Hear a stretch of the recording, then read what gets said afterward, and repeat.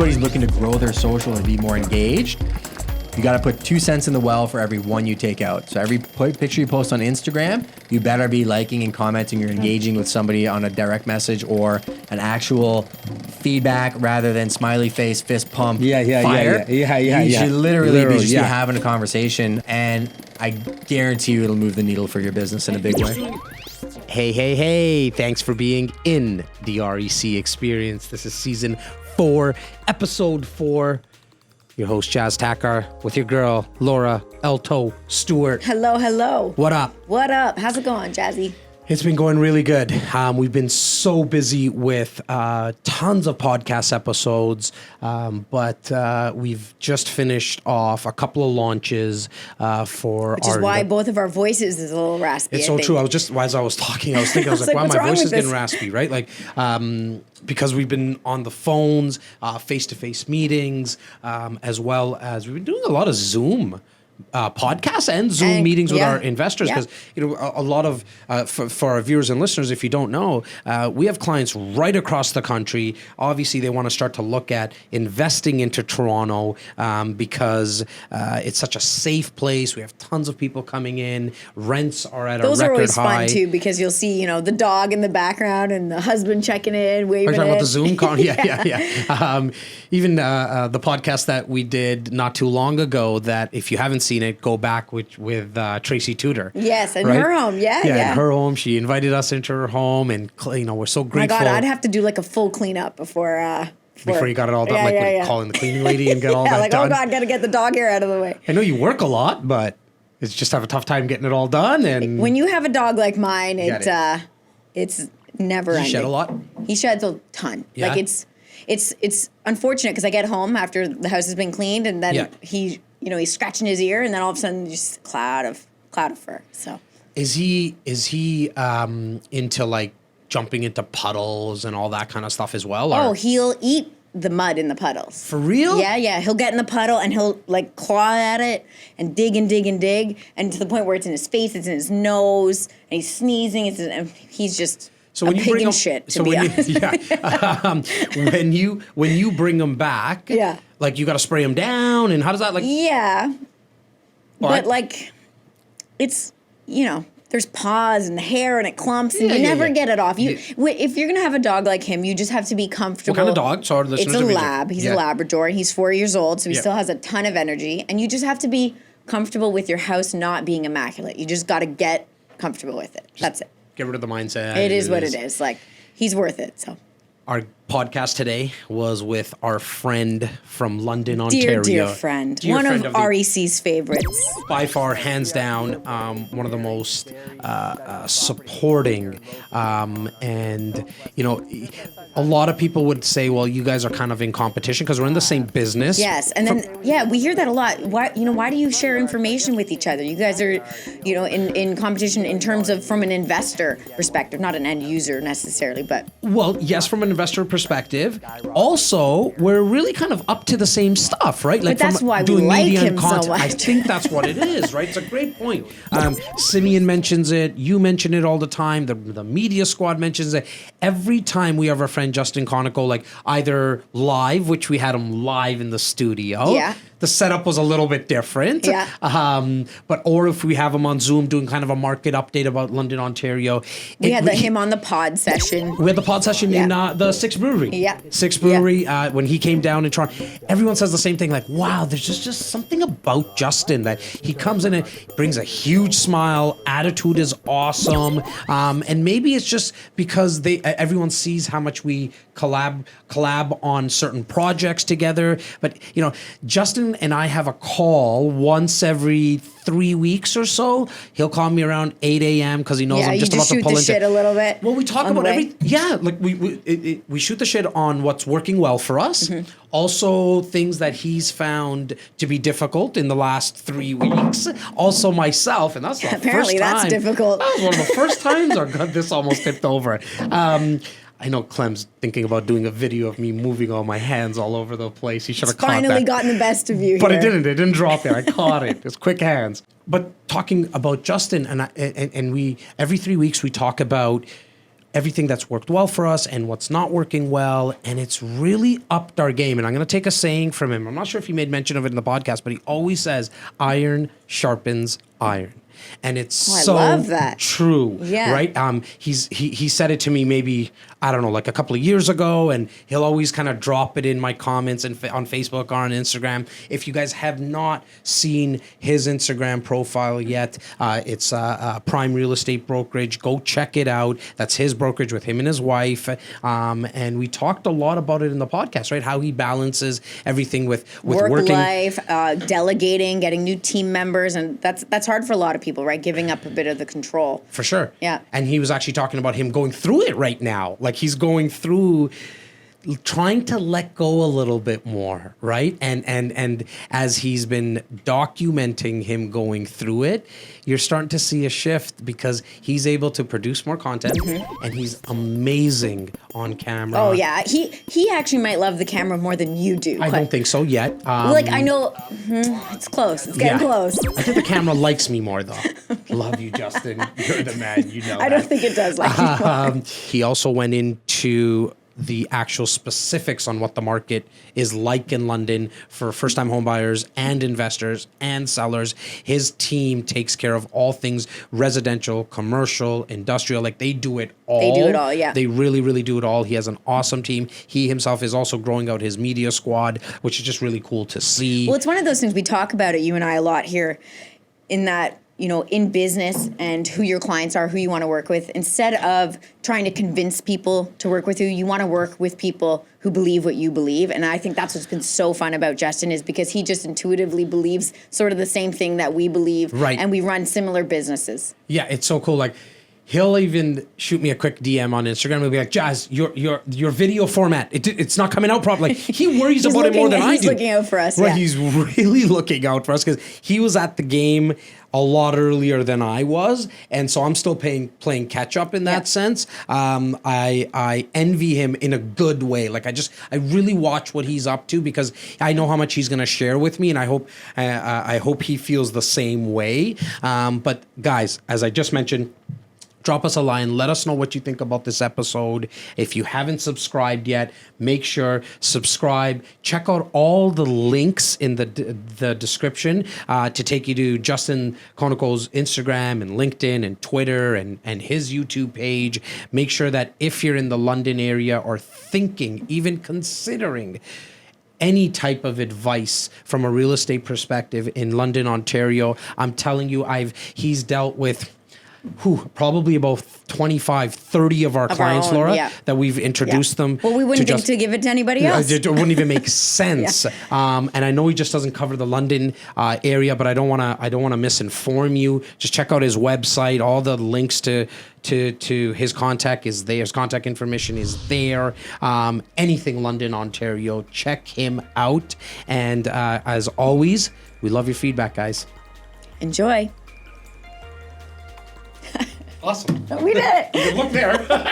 When you say enjoy. Why? I can't. To the camera. It's a podcast. I know, that's true. It's a podcast. Just for you. Enjoy. REC Experience presents Real Estate, Entrepreneurship, Leadership with your host, Jas Takhar. The REC Experience podcast is now on air. I know I say this a lot, but I have to say it again.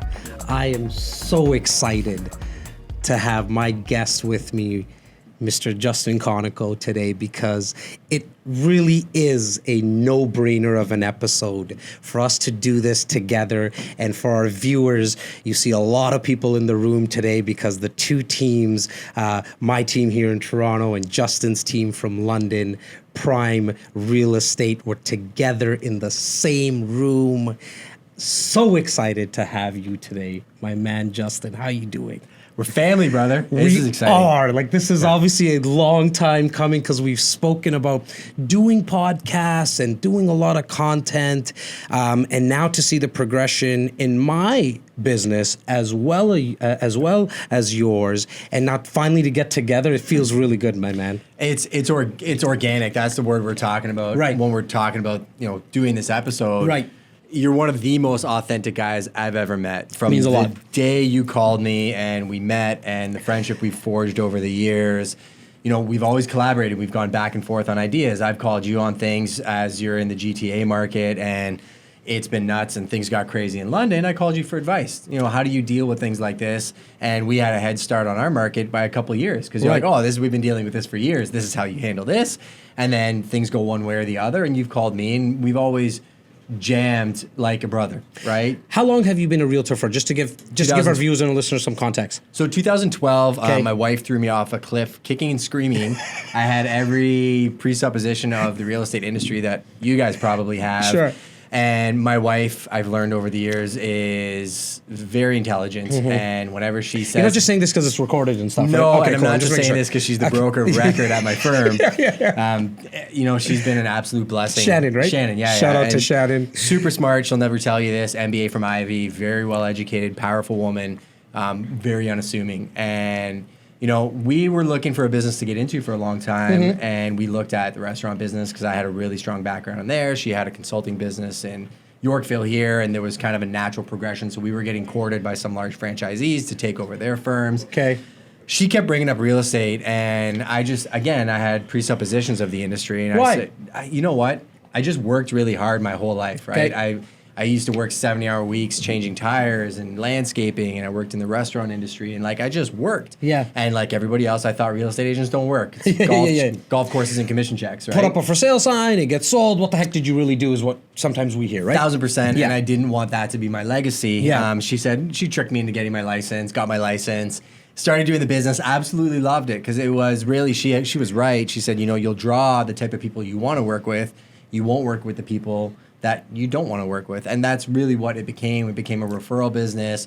We came out of the gates running green like anybody else, saw some holes in the industry where we thought we could fill those gaps. Right. And within 2 years, she sent me a business plan that she had written for Prime saying, you know, this is great. This is how the industry is. This is how we're going to run our company. So I, again, kicking and screaming, said, we got a great thing going. We're doing good business. Why don't we just stay where we are? And she said, no, this is what we talked about. Let's do it. Right. Pushed me off that cliff, and it snowballed from there. And I'm really happy that we did it. I'm so glad that you spoke about us, you know, obviously both being realtors, because you don't hear it or see it often where people in the same industry, and there's probably somebody watching or listening who's thinking like we're probably competitors, and where we're so willing to share so much. Yep. We get on a call once every 3 weeks or so. First, you call me around 8 o'clock in the morning, knowing I'm driving in, you're driving in. I get so excited for those calls because I know you're going to give me your best goods and everything that's working and that's not working for you. But in a way, and that's probably the competitive nature, I'm actually trying to outdo you in that sense. Like, I want to give you more. Mm-hmm. What is it? Why do you think a lot more people are not seeing and or doing, like, seeing that mindset? I think a lot of people have short-term vision, right? Like, they're looking at today. You know, I'm going to go up against that listing. And this happens with agents in my own market where I tell people, I'm like, call me. I'll tell you all my secrets. And I do on a regular basis. You look at... I know. I'm telling you, you do. All the time. And even you go to my Instagram page with 477 episodes deep. I'm telling you everything that I do because I know at the end of the day, you're probably not going to do it. When it comes down to it, I know a guy like you will. So, you know, when you make that shift, and a lot of people go through this struggle, and I think that's where my past experience in work was a blessing to me, was I put in work for so long, didn't really care about the daily results. I learned the bigger picture from some of my mentors, that I took that with me into real estate. And I thought, well, you know, yeah, you may lose something in the short term, or somebody may take something that you've given them as a piece of information and try and use it against you. And you can be worried about that on a day-to-day basis.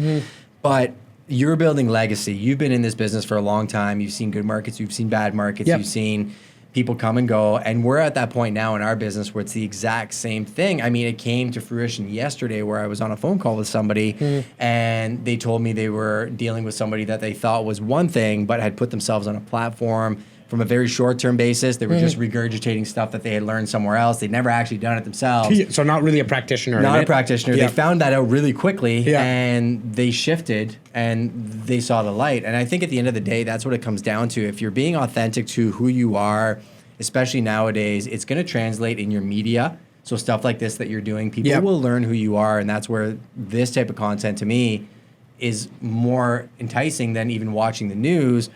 But from a long-term perspective, it's the hardest thing to do, to get out of that box and really just be honest and transparent about everything that you do, because you're so worried somebody's going to take that and use it against you.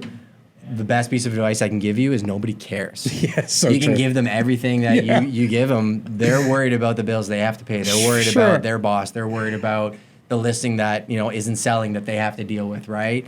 So, I think everybody lives in their own echo chamber, but doesn't realize to reach out to friends like you and collaborate. Even if you're in the same industry, you create more leverage. Long scale. Look at the deal I just sent Simos. You know what I mean? Like, I got a call for a big deal in Toronto. Yeah. Yes. I could have done it myself. Huge I knew the price deal. was there. The guy's a really good client of mine. And I did an Instagram story about this where I said, it looked like a good deal on paper, but I'm not the expert in King Street West. So the best thing for my client was to kick that out to your team. We still partner on it, and Simos kept me in the loop, and I make sure that I'm serving my client to the highest capacity possible. But that's an example of creating abundance between a team versus me just banging out the deal and then you saying, oh, why did Justin do that deal in King Street West? And then what could happen in there is if the deal had gone sideways or Simos found something that didn't work from a zoning perspective, I would have been holding the bag. Yeah. Where now we get a knockout deal done. It's perfect for everybody, and I know my guy's protected, right? And look, even from the perspective of you like giving us that client, we want to make sure we uphold not only our reputation, but your reputation, because we want to make sure we keep on continuing to do that type of business with each other. Yeah. But it now in the forefront, again, it's that kind of competitive nature sometimes where which we always have done, like London, Ontario comes up, and I'm like, guys, stop whatever you're asking me about London, because I'm just going to give you the phone number of the guy that's going to answer for it. Justin will take care of that. He'll tell you if it's a good place, or because I don't know a good or bad street in London. But now, both myself and Simeon and the rest of the team, we got our ears perked up. Like, we want to hear London more, because we want to talk about, when we do, we want to pass that on to Justin. And I implore anybody who's listening or watching that if you have an opportunity to collab with people in your industry, like, get to it quickly. Like the guys at Industry Syndicate, our friends down south, when, like, you didn't have to connect them with me, but you were like, no, man, I know a really cool guy in Toronto and you got to hook up with him. I've learned so much from the rest of the guys in the syndicate that not only do I want to pay you back for that, but now I'm forging my own relationships with those guys, right? And so you made mention about mentors. Why have they been important in your life? I always think, it's easy to try and go after things on your own and, learn everything from the ground up, which more power to you. If you've got that fire inside you and you're willing to do it, go for it. You can do that more now in this world than you ever could before. But mentors is the same thing, right? You take people like you and I that get to a point where you have a legacy business or you've done enough business that you don't need to get up and go after it with the type of energy that we do. You just can't turn it off. But then you get a guy like Vic who's sitting here that calls me. And what up, Vic? He was in bike sales before. And he's like, I'm getting into the real estate world. I'm kind of looking to do this. Can I just shadow you? And my instant reaction, I don't even know if I read his resume. I was like, yeah, let's hang. How did you hear about Justin Vic? He got introduced to me through like a mutual friend who works in real estate for a company. And he's like, hey, like, he knew what I was about, my attitude towards sales and how I go about things in terms of dealing with people. And he's like, you and Justin really need to link up. He's like, your ideology is very similar. And it has been. I mean, like, it's been amazing working together. I love that because it was really the branding that you've put into place, like where people are starting to come to you now, right? It hasn't stopped. Like, since we've started doing it, it's funny, right? Because I said we're not a sales office, right? We are not a brokerage that just hires agents and lets them kind of just do their own thing. They can run their own business, but we are a team through and through. We know everything about each other's files, and we can jump in and out, and that's kind of been a fun thing about it. Right? It's like almost like family, right? I literally sit at night thinking about these guys, I know you do. It's a big part about it. How can I serve them? And I know you're the same capacity, which is why we're sitting here. But I'm so happy that they know. I'm not just saying that, buddy. It's surreal to me that we're finally doing this. I really feel good about it. Continue, man. You know, it's fun to watch over the years how things progress and be able to look back and see. We were joking about how before this was outfitted like this, we were sitting here and there were fishing rods in the corner, and it was it's about a year ago when you came in. It's so real and raw, but it shows his passion for what he's doing. So I mean, if you haven't watched all of the REC Experience back episodes, put them all on your watch later list, comment, like them all, because this guy's putting out stuff that is such high quality. And I mean, I've taken down nuggets. Like I watched the one with you and Dustin, shout out to the Industry Syndicate again, taking notes from that one too, right? And then it just leads to more growth, but I digress. Going back to people coming to us, I find what it is now, and now that podcasts are very popular, all you guys will understand what I mean by this. When we used to watch interviews on Jay Leno, it was 10 minutes, this is my new movie, haha, and then you don't really know the person, right? No. Podcasts and things like this, you can't hide who you are, which is beautiful. So by the time Vic comes to me, he knows me pretty well. I have no context to him. You know, it's going to be trial and error. Sometimes it works out and sometimes it doesn't. But that's the fun part about it, where I'm getting calls from people now that are struggling, you know, in their own business or seeing what we're doing and being like, hey, like, why did you go down to Toronto? What does that look like? Or like, how do you guys do your content? And I'll meet with them and I'll share exactly what we do. And sometimes it leads to a partnership and sometimes it doesn't. But it's very different to how it's been in the industry for the last 30, 40 years, right? To your point about that, we can't really hide. And when you're doing such long form content like this, while you were talking about it, it made me think of something that the people that are coming to me now, and I know they're coming to you in that sense, they kind of already know my flaws. Yeah. And that makes me feel good, right? Because if they know my flaws already, they know Jas sometimes stutters. They know sometimes on the other end of the spectrum, Jas thinks too fast and you can't get the words out fast enough out of his mouth, because you're like that too. Yep. But if you're still sitting in my office after all that, you're pretty much okay and cool with it, right? It's like what Gary Vee always talks about. It's that last scene in 8 Mile, right? Like where I forget the guy's name, the other guy that he was battling with, where Eminem first just told him everything that's negative about himself, and now the guy that he was battling couldn't say anything to him because all of it's already out there. So I couldn't agree with you more. When you were doing long form content like this, you can't hide. No. And if clients and whatever you're trying to accomplish in your business are coming to you after that, you probably got some leverage now, right? From a brand perspective. In London, Ontario, what are you seeing from an investor's perspective? Because I know you deal with a lot of buyers, people who are moving into their first home and downsizing and upsizing, what we kind of call around here smart sizing. With a lot of people selling properties, residential and commercial. You handle all that. But I know a good portion of your business is dealing with investors, and so is mine. So I know there's a lot of viewers and listeners thinking like, hey, like, what's London, Ontario all about? I've never heard of London. So I'll give you guys a high-level view from our brokerage perspective. So we do have a residential division, a commercial division, and an investment division. All three of those will interchange depending on the markets in terms of volume, right? I'd almost say 33, 33, 33. Okay. The interesting thing about London is it's a very captive market because it's very, very dense. Yep. We call it focused diversification. So everything we do trickles into the other things. Like right before I was with you, I was up the street meeting with one of my builders and developers talking about some very high-end luxury residential homes that we sell, but they also have the capacity to do investment properties and townhomes, for example. And the conversation led to the fact that townhome investments in London are taking off. In what sense? So is it like pre-construction? Pre-construction and existing townhomes townhomes and condos weren't something people bought in London, right? For a long time, you buy a 2,000 square foot residential single family detached for $350,000. Yeah. So most people, even as a first time home buyer, you get into the market at $250,000. Very easy for you to just go in and say, oh, I'm going to buy a house. Oh, I'm going to buy a house. Well, now the average price point's $430,000. Okay. A lot of people getting into the market, their entry level home is going to be a townhouse or a condo, which is normal. You guys saw that, 5 or 10 years ago, and London is about 5 or 10 years behind in terms of market demand for those product types. So from an investment perspective, what's happening is those single family homes that would previously be the ones that you would invest in are now getting bought up, renovated, and they're people's actual homes. Okay. The areas that were considered, C, D class neighborhoods are now going through that time period where somebody's saying, well, I can buy that house for $150,000, put 50 in it, and make it worth 100 more. Right. That's starting to happen. So like Old East Village, for example, if you're investing in London, here's a piece of tactile information. Old East Village used to be known as EOA. Great neighborhood, some amazing people doing some amazing things. It was a really hot neighborhood for the last 5 or 6 years, right? Kind of priced people out in terms of cash flow and investments.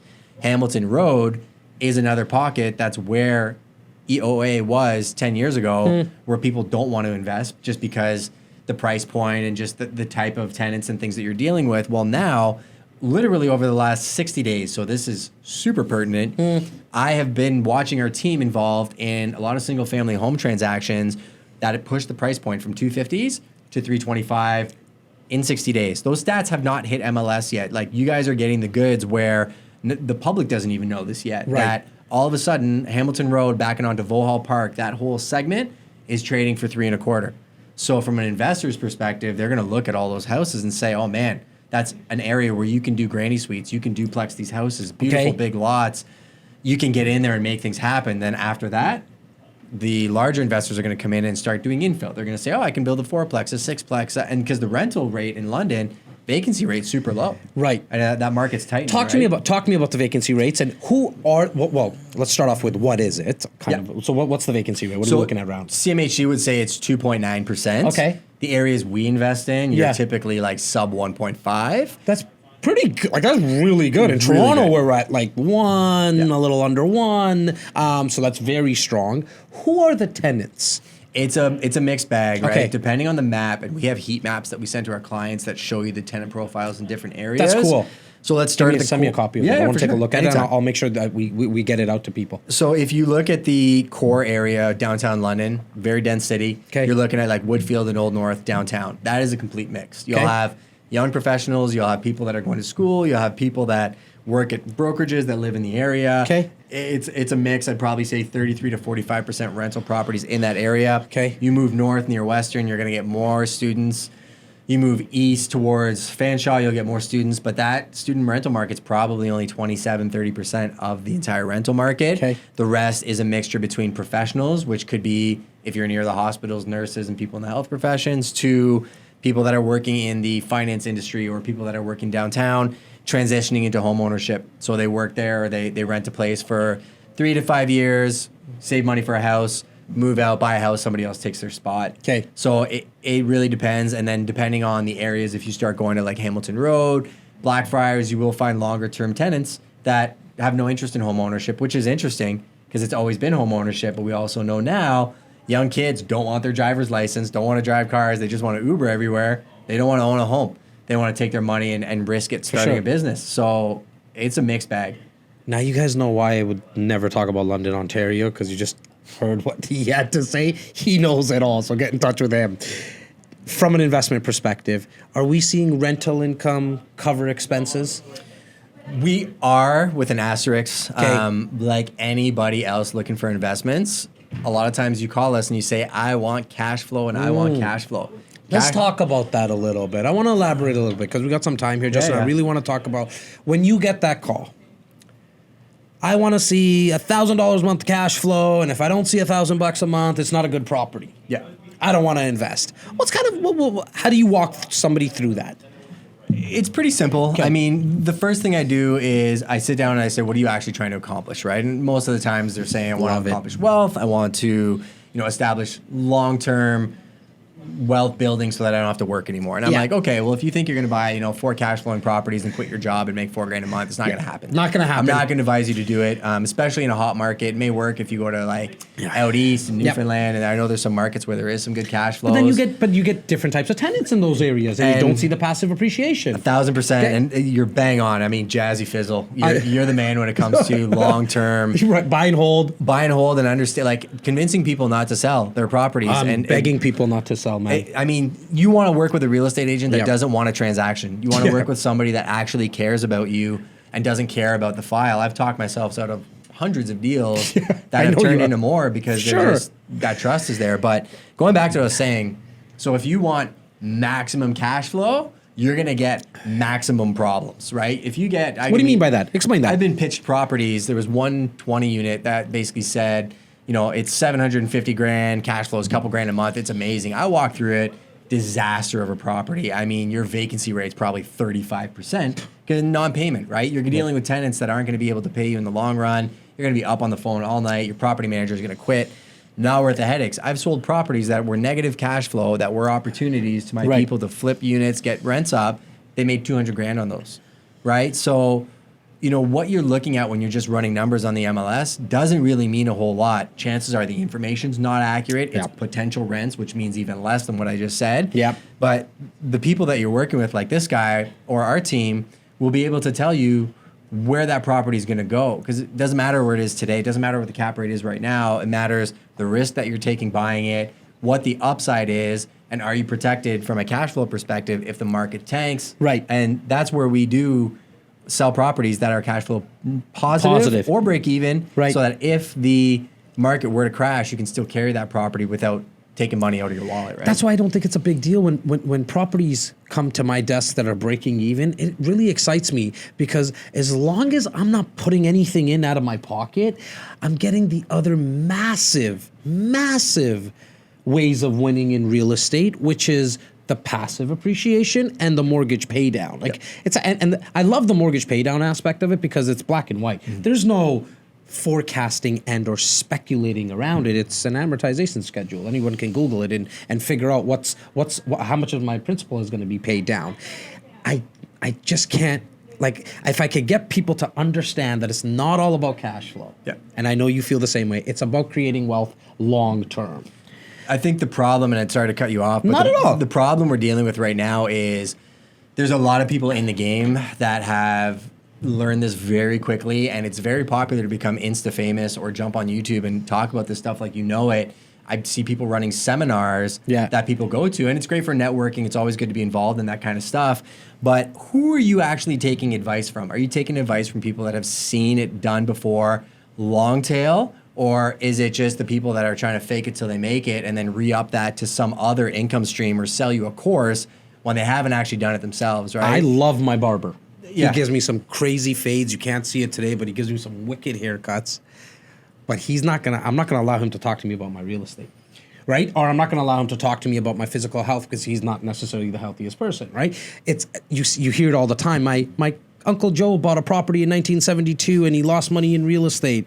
Yeah, but he did it on his own, or he didn't have the education, right? So getting the education. Where do you advise people to get started? How? Is it sitting down with us? Is there something else that you say? You know what? You can go out there and you can source information. Just, like I said, my narrative that I'm trying to tell people is, you know, do your own research and actually talk to people before you start signing checks and writing stuff. We've all heard the Bernie Madoff schemes that are out there, and we've seen the shills out there pitching stuff, and the market's really good right now. The market's not always going to be good. So, you know, talk to people that are going to talk to you honestly, like Jas saying, you know, buy and hold, you know, buy and flip and refinance and leverage other people's money. There are strategies that you can use if you know the complexities of them, but be aware of the markets you're going into. Talk to people who have done it and learn from their mistakes. I mean, that's kind of the first entry level. Don't get stuck in your level of expectation too. If you heard somebody say, I need, you know, $1,000 a month cash flow, I need the 1% rule. These are things that you'll hear when you start getting into real estate investing. Don't anchor yourself to that. I mean, we're doing a deal right now on a 6-plex. That's a dynamite deal. We'll refi and probably make them $250,000. And the initial analysis we looked at it was from another course. And I'm like, that's great. Like the stats and everything they're using is super comprehensive.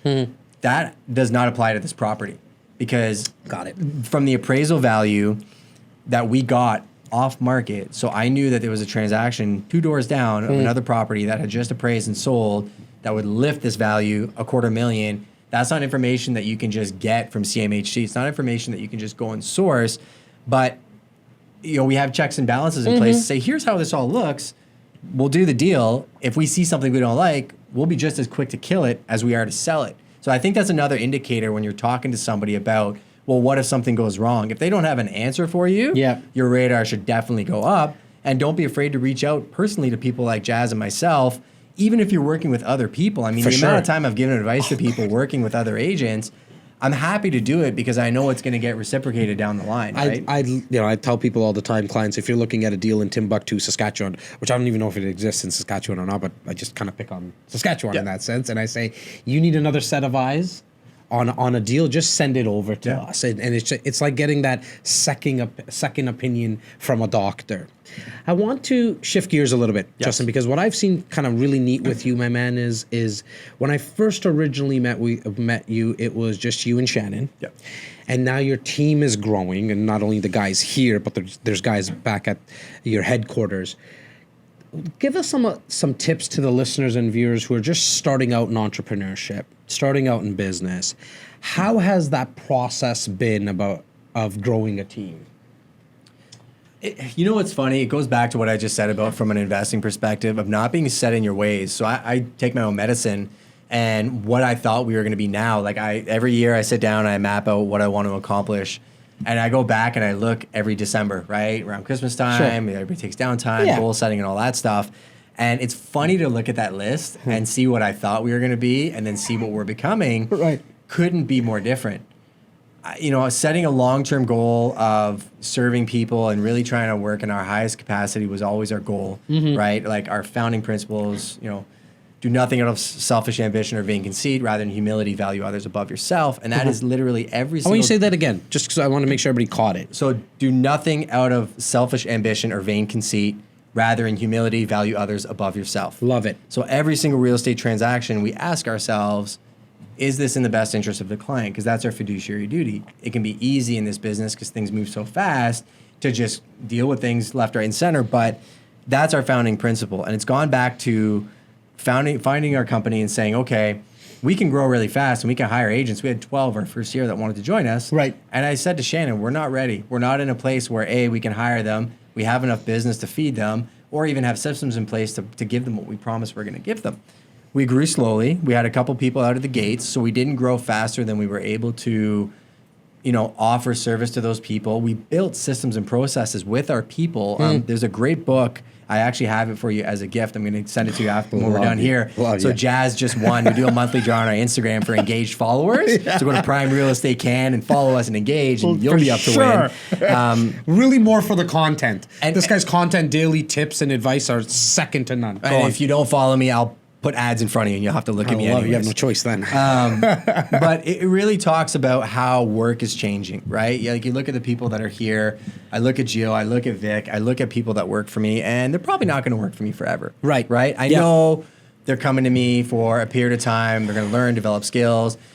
Back in the day, you'd go work at a factory and work there for 40 years. That day is long gone. Yeah. Like the amount of time people stay in one place is very, very short. Yeah. So Shannon and I said, well, let's build a company around that and not try and hold on to people forever and make them feel like we're trapping them, right? So like, revenue sharing setups where they only get paid out after X amount of years. Yes. And there's 1,000 different ways that people do this in companies now. Sure. We decided to shift it to say, okay, while you're with us, how can we provide you with systems and processes and resources you wouldn't be able to have on your own to get you to the next level? Because Gary was actually just talking about this, how from an entrepreneurship perspective, if you're building something, the typical question you get asked is, what's going to happen if you're gone, right? A meteor falls on you and you don't exist anymore. What happens to your company? His answer was the best thing I've ever heard. I love this one. He said, doesn't matter. I don't exist anymore. The whole company folds. I'm actually pissed off that I'm dead. Yeah. Right? Which is hilarious, right? Because typically from a business perspective, you ask a CEO of a company that, he'll be like, well, we've got this golden parachute system and this person takes my job and everything else. So true. His opinion was even more valid. And he said, you know what? Vic now has a skill set and a network of people that he knows because of me. He's going to be just fine. Yeah. And he knows how to do business authentically. He will be able to start from ground up, and he might start Prime Real Estate 2.0. So true. And blow it up bigger than I did, right? Yeah. And if you can come at entrepreneurship from that mindset of collaboration and genuine intent and serving others above your own interests, I promise you it'll come back tenfold. It's happened over and over in our business to a point where I know I'm not in control. I just say I'm a steward for the big man upstairs in our business, and I feel like anytime I make a decision that's... You're not talking upstairs, the landlord. I'm talking about... I'm a man of faith, so I believe he's up there. He's doing his thing. Yes. And it's a funny thing where anytime I get offered a situation that's difficult, like the one we spoke about this morning, right? Yep. I do what I feel is the right decision for other people, I don't leave things with a sour taste in anybody's mouth. I respect people. I love on them. And I always feel like he may shut one door and then open up another I didn't even know I was supposed to walk through. Yeah, I know. And that's the journey, right? That's the legacy. As leaders in our organization, we need to be prepared for that. Yep. And I like what you said at the start is that you think about these guys all the time and gals all the time, as I do as well, because I'm always trying to reverse engineer whatever they need. Do you see that in your team when they're so much more happier? They just work more and they do better work? Without a doubt, I think, part of our roles as an organizational leader, is it's tenfold, right? Because we wear two hats. We run the company, we run the sales team, and client facing, and we deal with our clients hands on. I had a conversation actually on the way here about that, and they asked me candidly, how do you make your clients not feel like they're shuffled off? And I'm like, well, they're not shuffled off because everything still runs through us, and they still get our FaceTime, and we're always there for them. They're not used to that because the industry standard is you get shuffled off, right? You get sent to another agent, and then you never hear from the head agent anymore. I think we're changing the industry and how we actually operate, because I had a guy, actually, it's funny, I heard about this. We were looking for an investment property. One of my agents showed him the property. He happens to know my father-in-law. My father-in-law called me. He's like, hey, you might want to call this guy. He thinks you just shuffled him off. So I called the guy, and he was a landscaping company. I'm like, hey, buddy. I'm like, when you do a landscaping job for me, do you show up in the backhoe? And he's like, no. I'm like, exactly. I'm like, there's a reason we have people working for us in leverage so that we can smash the best deals for him. Like, oh, by the way, we dug this up off market for you while we were doing that conversation. So that's one hat. The second hat, going to what you were saying, is putting out fires in communication and being there for your team is the most important, highest level capacity you can have as an organizational leader. Gio is a good example of that, right? Came to us through Fanshawe, worked together, and I love his editing style. He's a good guy. I know he has ambitions, and I know where he's going. So I'm doing everything I can in a short period of time to see how I can help him level up. But he also said the exact same thing to me. He said, from an editing perspective, not necessarily what I want to be doing long tail. So we brought another guy into our organization that it's going to take a little bit of time to train him in the capacity that he wants to learn in, but he's at the point where he's willing to put in work and be a D-Rock and help Gio focus on the things he wants to focus on. I can see that being an easy layup and transition. And it's not, you have to take a step back from an ego perspective and say, this is what I envisioned it being. Yeah. Say, this is what it actually is. And going back to what I was saying, putting them first, saying, how can I serve you? And just having an open relationship with your employees that they can tell you that. Yeah. Right. And that, it's an old saying, right? The open door policy. In fact, I know that what you do, because I'm trying to do the same thing. I mean, you're so ahead of me in that sense, where you set up times that you sit down with your guys and you make sure that they understand that they need to come to you with some issues that they're facing from a business perspective or a personal perspective. So you've taken it to the next degree and said, look, I'm actually setting time in my schedule and being proactive to make sure that we sit down together. Right? Yeah, and to speak on that, I mean, that came from, again, a podcast that I was listening to talking about the fact that, spending one-on-one time with your employees is super important, but then, letting them know over time that you genuinely mean what you say and you say what you mean from the standpoint of, you own this company with me, like we're in this together. If you have a problem with how I run something, you can tell me, and I'm not going to blow up on you and just fire you, because we don't live 30 years ago where that would actually happen. Yeah. We live in a world where we can fix it. He knows how to do stuff better than I do. We live in a world that we can fix it. It's so true, right? Like, 1,000%. We think there's always problems that we can't get fixed. Yeah, you gotta fix it. You'll figure it out. First world problems, right? I was at a meeting with a big developer this morning talking about what we're doing. First quarter was great. We got their sales up. Things are tracking. There's challenges like anything else. Sure. And I looked at her and I said, if there weren't challenges, it wouldn't actually be fun. Yeah. My partner said to me that anytime we get really stressed out about something or worried, he's like, guys, what are we all worried about? We just help people buy, sell, and invest. We're not saving lives here by any means, right? Yeah. And even to that point, one tactile piece of advice for you real estate agents, because I know you're all trying to learn from the man, would be anytime you do something that's very difficult, or you save a deal, or you do something that adds value that the public's never going to hear about, right? You're Batman, right? Girl or guy, whatever you're doing out there, take a second, write that down as a case study. Use that in your marketing. I've done that over the years in Instagram. I've repurposed it into somewhat of a novel that I have that on the back end. If I ever want to release it, I can. That's so cool. But showcases creating CPR on deals that anybody else would have let die. Literally doing deals for clients and doing things for them that would shock the public without them even really knowing about it, but knowing it was in the best interest of that client and their family because they were in a tough spot. Like, I know you guys all do it. The agents that I know, some of the most amazing people, and that's why I love the industry that I'm in now. But time goes by so quickly and you're so busy doing business. Take time to document. Yeah. And that's what I guess the summation of this conversation would be is, I think that's where you've done a great job, is you're going into documenting a lot of different industries, a lot of different people, how they're getting to where they're going. And if you notice a narrative in all your videos, there's no exact formula, because if I take your exact formula, it might not work with my personality. But I know that you're there for me as a brother.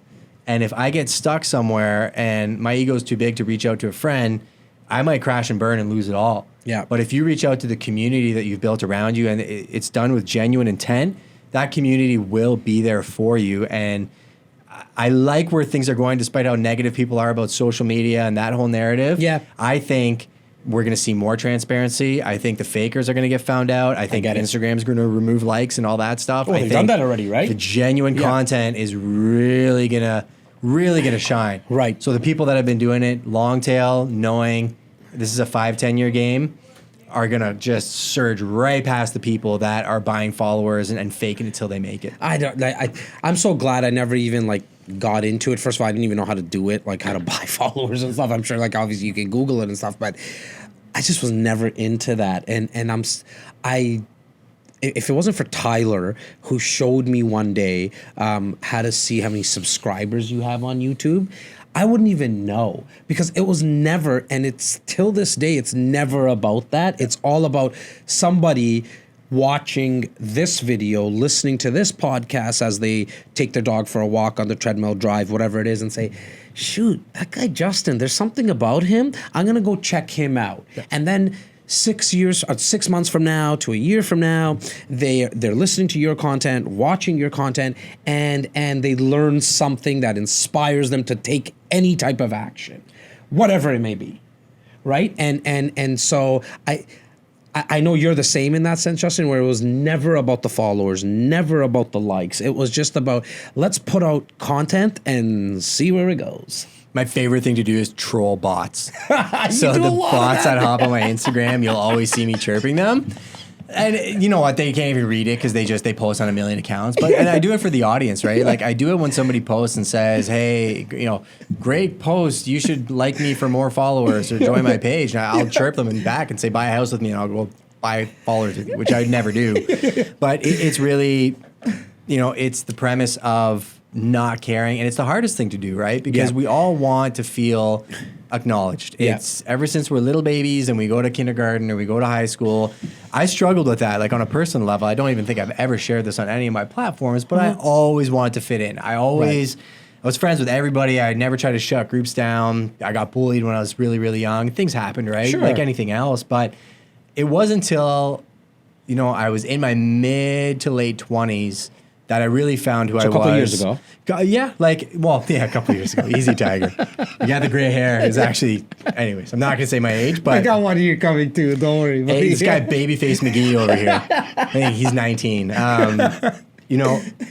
Coming back to my journey in faith. Yeah. When I found God, from my own perspective, and whatever path you go down is yours, but from my own perspective, I realized I had that acknowledgement. It was always there. I didn't need it from other people. And when I stopped caring what other people thought of me, my actual personality started coming out. And then I started being able to serve other people in my highest capacity versus thinking I had to please the world. And that's what's been the biggest delineation for me, for the people I attract myself to, is not people that are trying to gamify the system, learn the algorithm, hack the system just to make money. I look at people like yourself. I look at everybody in the industry syndicate. I look at guys like Ryan.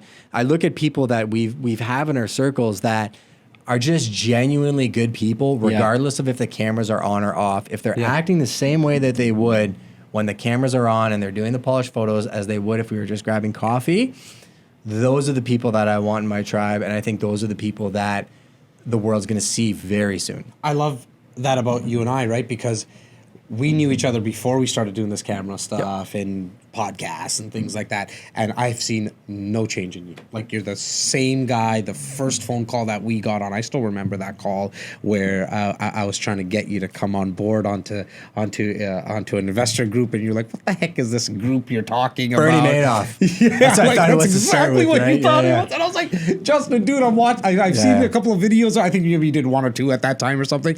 I was like, "You're gonna love it. You just gotta come show up." And so I'm so glad you did. I was blown away to speak to that really quickly. Yes. That's again how I think you should approach things. Have some skepticism. Right. I'm skeptical, right? Yeah. You may be skeptical about things I'm saying, which is a good sign. When I went to that first event with you, we're talking about our friends Michael Saraceni and Scott McGilvery from Keyspire. That was the group that you were going to. It was, and I was telling you to get involved with, and you obviously have. So continue. And then they're family now. Like, we've built out a branch of our division for those guys. But the skepticism that I had was based off of seeing other investor groups that I had been to. I went to theirs. And I was floored. I'm like, oh, there's levels to this game, because the guys that were there didn't need to be there. They were just the top guys in their market, and they were crushing it. And I saw how Michael and Scott were true entrepreneurs, adapted to the market, and there's a reason they're the top investment firm in North America right now. Hands down. And they keep changing. I mean, I talk to Michael, and I keep close tabs with them. Yeah. And they show me what they're doing on the back end, and I couldn't be a bigger advocate for them in terms of where they're going, right? Mm-hmm. So I appreciate you kind of forging that relationship, but again, it just goes back to intent. Like, it wasn't like you wanted anything from me. It was just we were the same guy, and it was why I hooked you up with Dustin in the industry syndicate. Sure. I'm like, I didn't even have to think about it. I just flipped you the number. I'm like, call this guy, and look where it's gone now. Right? Hands down, it was the syndicate to me is so cool. I always say it's the dream team of podcasters, and I love the fact that some of my viewers might get tired of me now and just be like, "Jas, we hate your voice, we hate how you look, yada, yada, yada." But they might just cling on to you or to Dustin or to, Chelsea. I listened to Chelsea the entire other way here. Did you? There was like 4 episodes that I had on save, and it just popped up. Yeah. And it's Chelsea. I mean, I've known Chelsea for probably 3 or 4 years now. Okay. And it's a funny thing how, you can just get busy, but, having systems in place so that you can see the faces that you want to see on a regular basis, subscribing to people on YouTube, liking and commenting on their stuff. That's one thing I will leave you guys with, another tactile piece, is as much as you're consuming content, think in the back of your mind that the algorithms are going to be skewed to what you're engaging with. So if you want to see more of something, give them feedback. Yeah. That's the one thing people don't do enough of, right? So true. And I actually go out of my way. I think I reviewed one of your podcasts this morning. It popped up on my iTunes. Okay. And I'm on your YouTube. I'm always engaging, but I'm like, I don't think I've done it on Apple. Jas has given me so much good content. I'm going to give him a 5-star review because I know it's going to move the needle from an Apple perspective. I appreciate that. My problem is I don't know how to get that. I don't know how to receive that review, so I'm gonna get my team figuring that out. But I think on the back end, for the viewers watching, like, the more you do that, the more it's going to curate that information for you, and the more you'll be surprised by the suggestions. Like, there were 3 industry syndicate podcasts. Yeah, I didn't even know were podcasts now.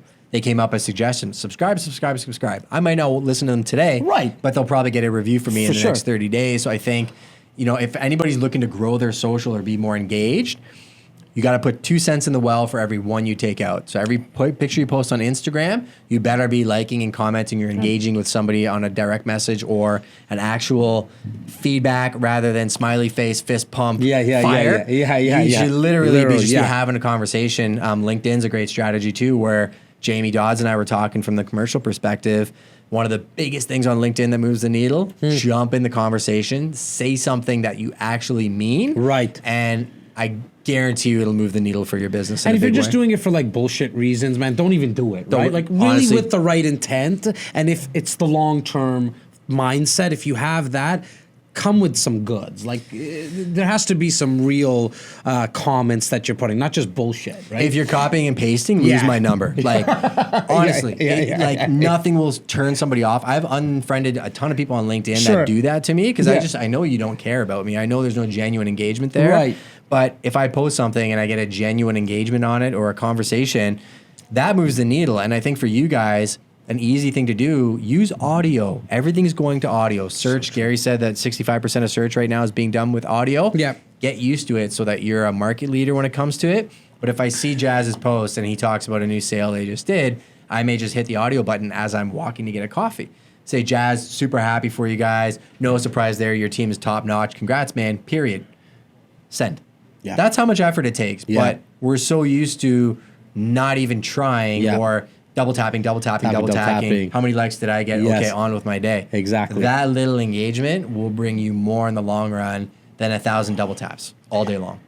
We've mentioned a name a few times already, Mr. Gary Vee. Yeah. I'm obviously a huge follower of his. Love what he did. He's played a very big role in everything that we see here. How did you come across him? Why do you continuing to consume his content?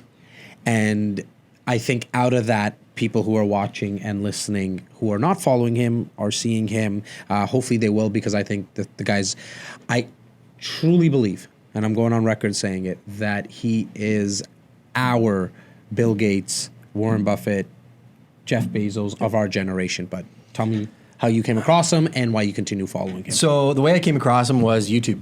So it was a Remax keynote speech. I want to say 2012 or 2011. Yeah. He was speaking to a room of real estate agents. I was in the real estate industry. I was consuming as much content as I could and stumbled across it. And the one thing I'll suggest to anybody that's looking up his name as we're talking, what you think he is not what he is, right? The surface level of verbose, very forward, dropping F-bombs every 2 seconds. It turns a lot of people off because they think this guy is just, a social media guru that, just prances around on stage, is high on himself.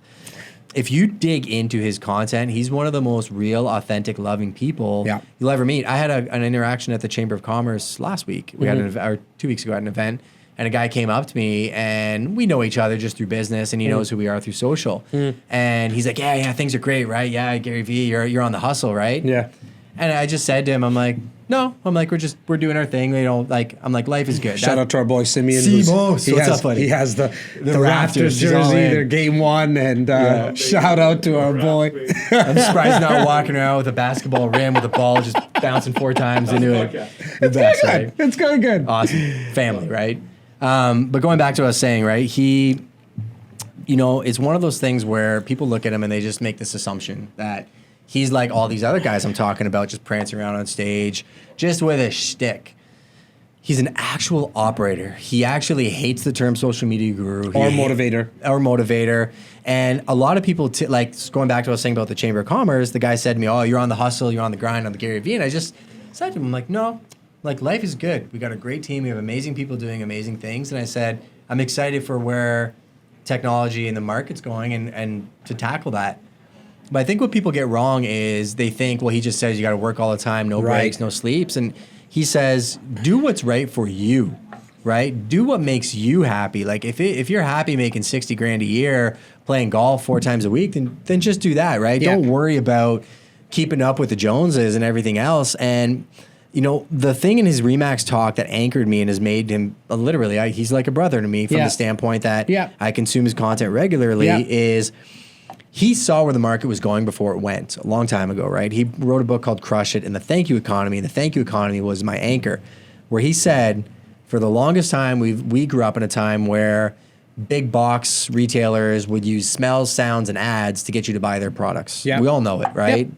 New car smell. But in our grandpa's day, they knew their cobbler, they knew their butcher, they knew their photographer. Like, they had an intimate relationship with them. So we've gone from that time to the big box stores. Big box stores are crumbling.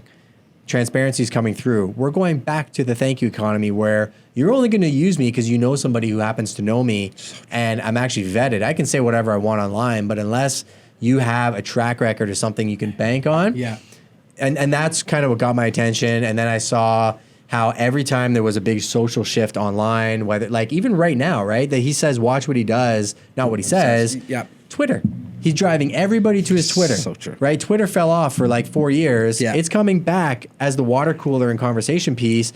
Jack Dorsey, the guy that owns Twitter, did a podcast round circuit talking to everybody about how they're doing things on the back end. Yeah. They're gaining ground. So if you're not on that platform and you're putting all your eggs into Instagram and Instagram folds, you're got nothing, right? You're not an operator. You don't understand how it goes. And what he's talking about now that's coming in 3 or 4 years with the voice stuff is true. There's a reason we have an Alexa flash briefing for our podcast. And it's based in large part on how I see that he's in it and he only talks about stuff that he knows. Yeah, stays in his lane, right? You just can't make assumptions about people. You can't make assumptions about Jas, me, or Gary Vee. Yeah. You have to be able to step back and see what they're saying from a macro perspective, not what the media is telling you and not what those sound bites make you feel about the person, right?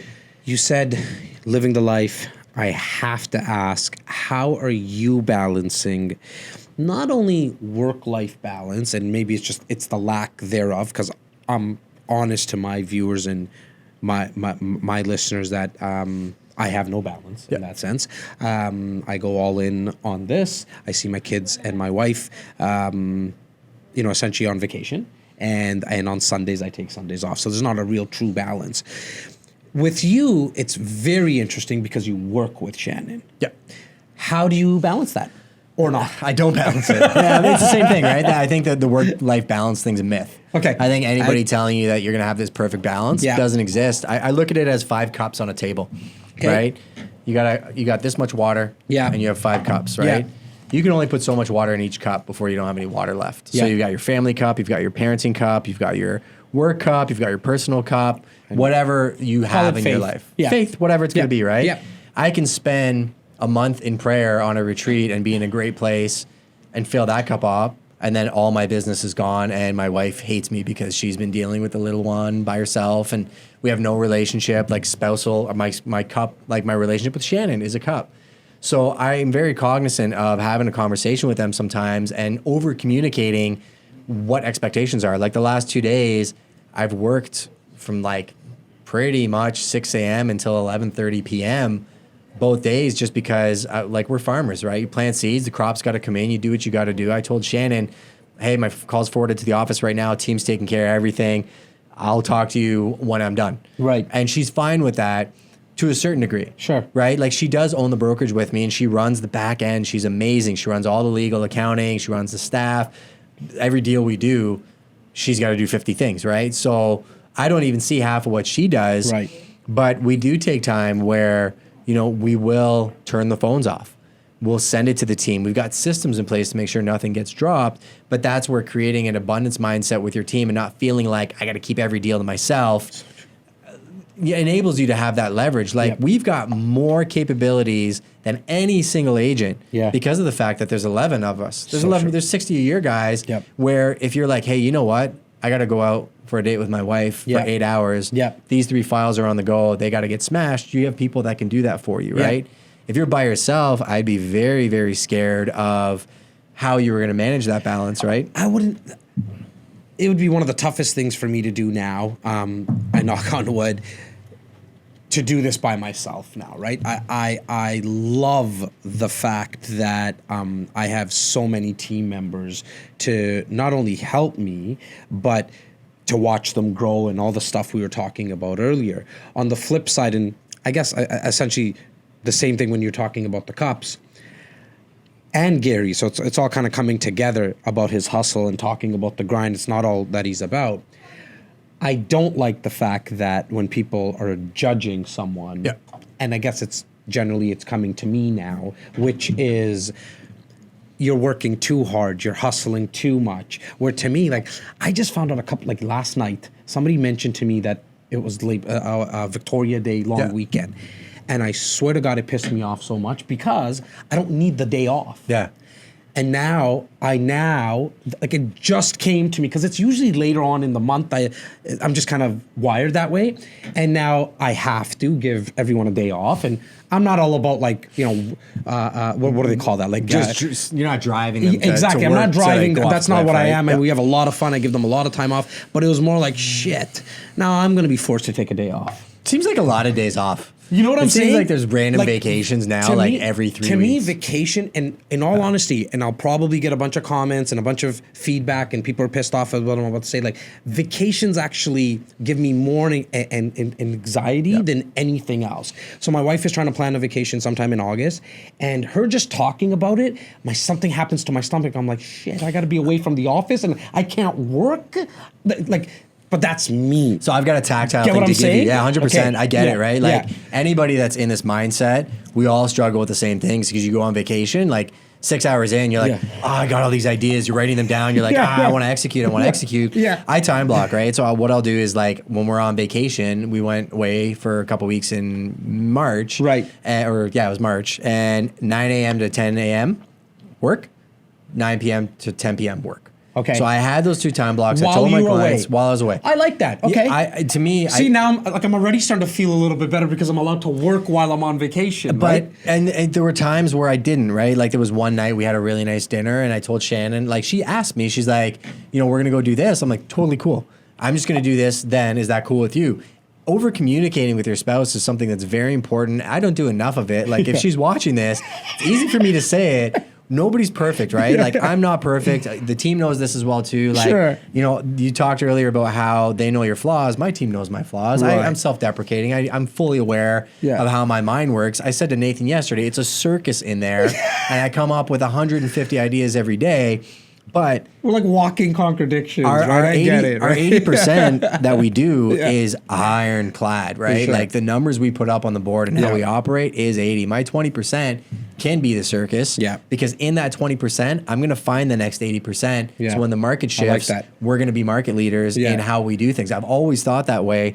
And it's kind of the same thing with Shannon where, I really want to make an effort to let her know she is loved, over communicate the fact that my heart is with her and my daughter, especially now with the age my daughter's at, making sure I'm present, making sure my daughter knows I'm not on my phone. The time that I'm with her is attention that she gets. But then when I do have to go to work and she's like, Daddy, you're working really hard, I sit down and I try and explain it to her like an adult why I'm doing what I'm doing and what I'm going to do to balance it out. Like saying, like Daddy's going to take Sunday off. Does that excite you? And she'd be like, yeah. And I'd be like, and whatever you want to do, we'll do, right? So awesome. It's the same thing when you go on vacation. Yeah. I'd say set up those time blocks. Chances are you'll only need one of them. Yeah. So 9 to 10, focus time, headphones on, you can get a full day's work done. I know you can. But you know what? I already, like I said, I feel better already. Yeah. And I'm not judging anybody who takes vacations. Like to me, it doesn't even matter. Like take half the year off. I don't really care. Yeah. To me, I just have I'm obsessed with growth personally for myself that I want to give it every single minute. Like Wednesday today, it's my favorite day because I know the team is going to be around like for 12 hours. And so that really excites me because now I know we can work that much harder and we'll make it very, very fun. I want to end this off, my man, with what are you excited about? I'm excited about the fact that we live in the best time ever. People have such a negative connotation to what we're seeing in the media, political climate, social media, technology, how it's affecting our youth. I think we've gone through a couple growing pains, which is normal in any type of technology revolution. But I think we're heading to a place where there's going to be a lot more transparency. We're going to realize we all have flaws, just like everybody else. Nobody's perfect. And I think it's going to be more of a community that we live in than we've had for a long time. Because I feel like when I was a kid, you knew your neighbors, you knew the flaws that your neighbors had. The beauty's in the wrinkles, right? Yeah. And I think for a long time, we got into this world where everything has to be perfectly positioned. And I worry too, right? I worry about, the youth that I see with the perfect Instagram photos, kids that are like 13, you see them walking in the street, taking photos and thinking that they have to live up to this standard. I think it's all going to get blown out very soon and very quickly. And I think we're going to go away from visual overwhelm to audio, and I think the cream's going to rise to the top. I'm also excited for a market collapse. If that helps anybody, not something you think a real estate agent would say. Yeah. But a common question we get is, "Oh, the market's so great, things must be great." I'm like, yes and no, right? Yeah. Like when the market's really good, it's a lot more challenging for people to do business because you're doing more transactions to do the same number of deals, but more people in the market business gets bloated, right? Like. The podcasting world right now is so bloated. Everybody and their brother has a podcast. It's so true. And I'm trying to be different in how I do mine. I see you're trying to be different in how you do yours. And I really think, when everything does collapse, as I said, and I don't mean collapse from the sense that we're all going to go to zero. I think there's some checks and balances in place where, there's just going to be a correction. Yeah. I think there's going to be a correction across all industries: podcasts, real estate, finance, restaurant industries. It's coming. I can smell it in the air, and I'm excited because, as I said earlier, anything that's easy isn't really fun, right? The beauty's in the wrinkles, and the the sense of attainment or feeling like you accomplished something comes when you do something difficult. So if you're out there and there's something you want to tackle, you know, it's something that you've been putting off because you think it's just unachievable, go for it. Because the market's now in a better place than it's ever been before. But don't be afraid to fail, because it's never been easier to pick yourself up, reinvent yourself. And I guarantee you, if you look for it, there is a community of like-minded individuals that will gladly share the secrets to get to where you want to be. Just got to find those people. That's all it is. Start with Jas. He knows everybody. Justin, where do people find you? Probably the easiest way is Prime Real Estate Can, all one word, on Instagram. That's where we'll have all our back episodes of Prime Daily. I think, like I said, there's 477 some odd episodes. It's a good way to get to know us. Our YouTube channel is where I'm driving a lot of traffic right now. So cool. Prime Real Estate Brokerage. If you can't find it on the interwebs, you can go off our Instagram account, or you can just find us in London. We're there anytime. If you have any interest in London or surrounding areas, we cover all those markets. Jas, I appreciate your time. You're a good dude, and I'm excited to do this again in the future. For sure. We're going to do it in your new office. That's Actually, in July, we'll shoot another podcast from our office, so stay tuned for that. Awesome, 100%. Thanks a lot, Justin. Yeah. Guys, keep on listening. Take care. See you guys. This has been the REC Experience Podcast with Jas Takhar, an REC Canada production. Hey guys, thanks so much for watching the REC Experience. Please make sure to subscribe, like, and share. Click here to watch and experience more videos from REC.